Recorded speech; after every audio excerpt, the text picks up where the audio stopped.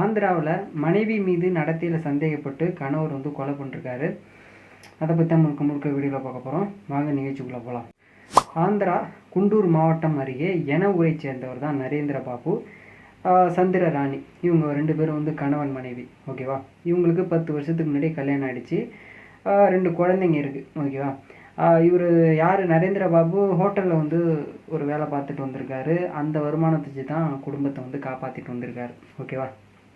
போக மனைவி மற்றும் குழந்தைகளுக்கு செலவுக்காக பணத்தேவை அதிகப்படும் போது அந்த ஹோட்டலில் வரக்கூடிய வருமானம் வந்து பத்தலை. அதனால் வருமானத்தை அதில் பத்தாத இருக்கும்போது வரக்கூடிய வருமானத்தை என்ன பண்ணிருக்காரு, மதுக்கு ரொம்ப அடிமையாகி அப்பப்போ தண்ணி குடிச்சிட்டு வந்து எல்லார் மாதிரியுமே தண்ணி குடிச்சிட்டு வந்து வீட்டில் சண்டை போடுறது, பணம் கொடுக்கறது கிடையாது. இந்த மாதிரி வந்து சம்பவங்கள் நடந்துக்கிட்டே வருது. ஒரு கட்டத்தில் என்ன யோசிச்சிருக்காரு, தெனாலி பக்கத்தில் இருக்க தெனாலி பக்கத்தில் அங்கலக்கூடூர் அப்படிங்கிற இடத்துல வந்து ஒரு பெட்டி கடை வந்து இண்டிவிஜுவலாக வைக்கிறார். வேறு ஏதாவது பிஸ்னஸ் பண்ணலாம் அப்படின்னு சொல்லிட்டு இண்டிவிஜுவலாக வைக்கிறாரு. அப்பயும் அந்த தொடர் கதையாக சண்டை வந்துக்கிட்டே இருக்குது, யார், கணவன் மனைவிக்குள்ளே.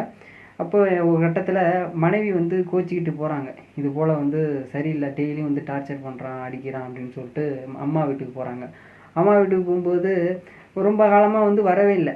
உடனே இவரால் தனியாக இருக்க முடியல, குழந்தைகளும் விட்டு தனியாக இருக்க முடியல, மனைவியோடையும் விட்டுட்டு தனியாக இருக்க முடியல. ஊர்காரங்கிட்டலாம் வச்சு பேசுவாங்கல்ல, இது போல் வந்து இதுக்கப்புறம் பண்ணக்கூடாதுன்னு சொல்லிட்டு அந்த மாதிரி ஒரு இதாக இருந்திருக்கும் போல இருக்குது. ஊர்காரங்கிட்ட இதுக்கப்புறம் நான் எதுவும் பண்ண மாட்டேன், இதுக்கப்புறம் தண்ணி குடிக்க மாட்டேன், குழந்தைய குடும்பத்தை நான் நல்லா பார்த்துப்போன்னு சொல்லிட்டு சொல்லும்போது நம்பிக்கையில் அவங்க அம்மா அப்பாவும் ஊர் மக்கள் வந்து அனுப்பி வைக்கிறாங்க. மறுபடியும் வந்து தொடர்கதையாகுது. ஆனால் இந்த நேரம் வந்து வேறு மாதிரி போகுது. அதாவது வீட்டில் எப்போயாவது பேசிகிட்டே இருப்பாங்க போல இருக்குது மனைவி. அதாவது இந்த சம்பவங்கள் குறித்து மற்ற இதெல்லாம் பேசுவாங்க போல இருக்குது.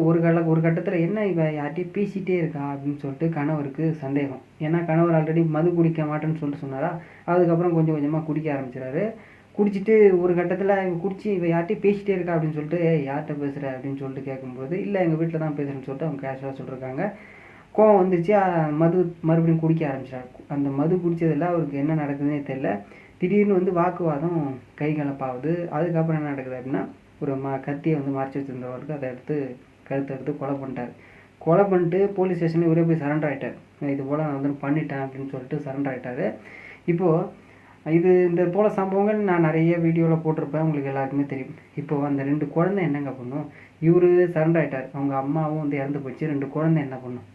உங்கள் 2 பேருக்குள்ளே இருக்க சண்டையில் கிட்டத்தட்ட இது சொல்கிறேன் பின்னாடி கிட்டத்தட்ட அந்த அம்மா யார்கிட்ட பேசி தெரியுமா, அவங்க அம்மா அப்பாட்ட தான் பேசியிருக்கு. காலையில் கூட பேசிட்டு இருந்தாங்க, இது போல் ஒரு மறுபடியும் தண்ணி குடிக்க ஆரம்பிச்சிட்டாரு, மறுபடியும் என்னை கொண்டு வரேன்னு சொல்லிட்டு காலையில் வீடியோ காலில் பேசுனதா சொன்னாங்க. ஓகே, அவங்க அம்மா அப்பா.